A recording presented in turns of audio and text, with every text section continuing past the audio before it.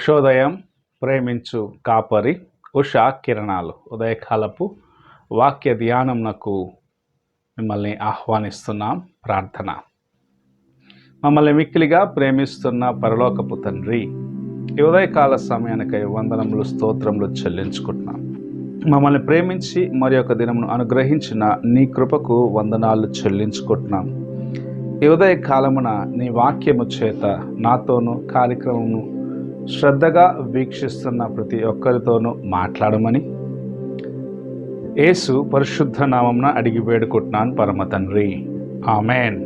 ఈ ఉదయ కాలమున యోహాను సువార్త 1వ అధ్యాయము 5 వచనములు. ఆదియందు వాక్యముండెను, వాక్యము దేవుని యొద్ద ఉండెను, వాక్యము దేవుడై ఉండెను. ఆయన ఆదియందు దేవుని యొద్ద ఉండెను, సమస్తమును ఆయన మూలముగా కలిగెను. కలిగి ఉన్నదేదియు ఆయన లేకుండా కలగలేదు. ఆయనలో జీవముండెను, ఆ జీవము మనుష్యులకు వెలుగై ఉండెను. ఆ వెలుగు చీకటిలో ప్రకాశించుచున్నది గాని చీకటి దాన్ని గ్రహింపకుండెను.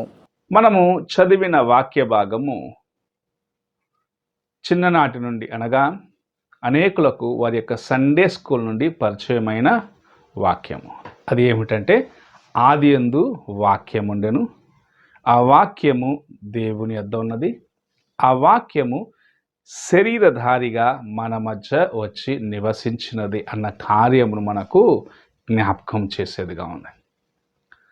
ఆదియందు తండ్రి అయిన దేవుడు సెలవిచ్చిన కార్యములన్నీ ఆయన మాట ద్వారాగా సెలవించబడినది. ఆయన మాట చేత భూమిని చేసినాడు,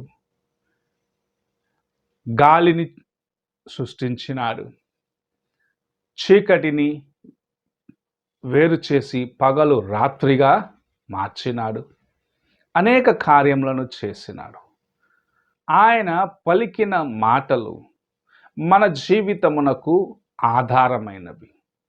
తన స్వహస్తముతో మానవుని చేసి మానవుని నాసికా రంధ్రములో ఆయన వాయువును లేకుంటే ఆయన జీవమును ఊది అతనిని నరుడుగా ఆయన నియమించినాడు, లేకుంటే సృష్టించినాడు.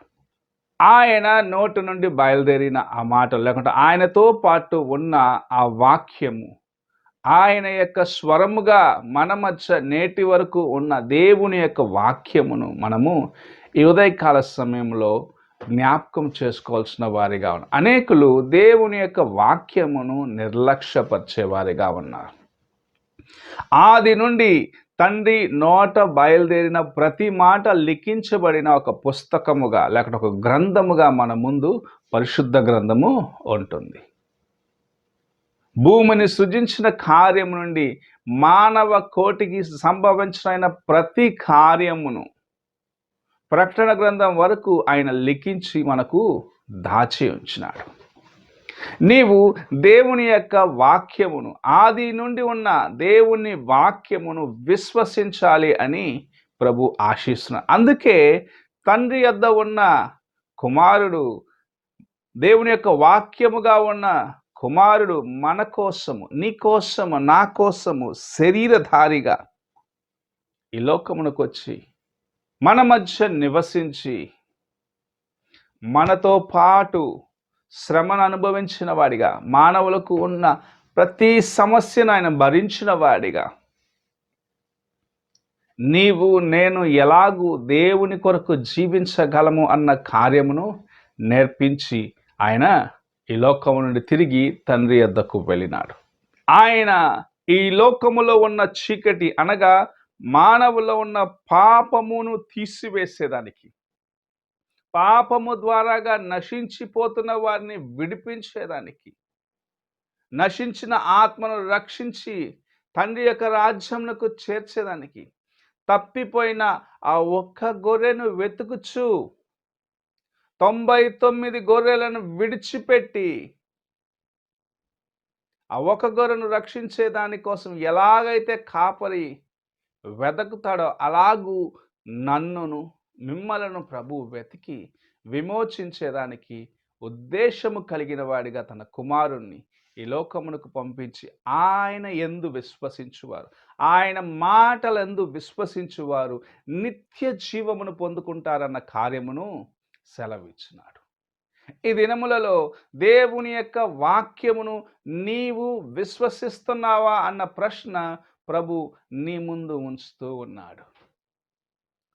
దేవుని యొక్క వాక్యమును విశ్వసించిన వారు నిత్య రాజ్యమునకు వారసులుగా ఉన్నారు అన్న కార్యమును ప్రభు మనకు గుర్తు చేస్తూ ఉన్నాడు. అనేకులు ఆ నిత్యమైన కార్యములను కనుగొనలేక మధ్యలోనే దారి తొలగిపోతున్నారు.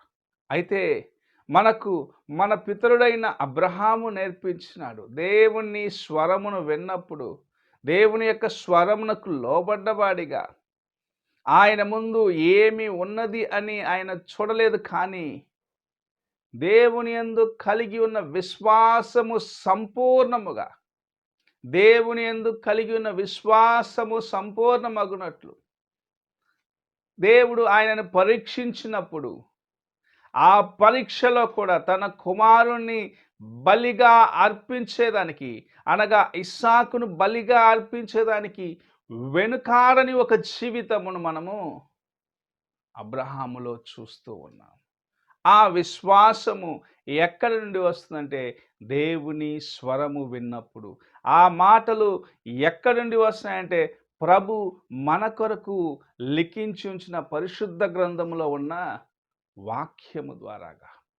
ప్రభు పలికిన మాటలలో ఉన్న సత్యమును నీవు గ్రహించినట్లయితే, ప్రభు పలికిన మాటలో ఉన్న కార్యములు నీవు గ్రహించినట్లయితే, విశ్వాసముతో దేవుని వాక్యమందు నిలిచి ఉంటూ ముందుకు వెళ్ళేదానికి ప్రయత్నించినట్లయితే, నిజముగా ఆదియందు మన కోసము ఇవ్వబడిన వాక్యమైన యేసు ప్రభు, శరీరధారిగా మన మధ్య నివసించిన యేసు ప్రభు, మనలో ఉన్న చీకటిని తీసివేయాలనుకున్న యేసు ప్రభు నీలోను నాలోను నివసించి అనేకులకు మనము మార్గమును చూపించేదానికి, అనగా దేవుని రాజ్యములకి మార్గమును చూపించేదానికి నిన్ను నన్ను ఎన్నుకోవాలన్నది దేవుని యొక్క ఉద్దేశమై ఉంటుంది. ఈ ఉదయకాల సమయమున నీవు ఆ స్వరమును, ఆ వాక్యమును విన్నావా?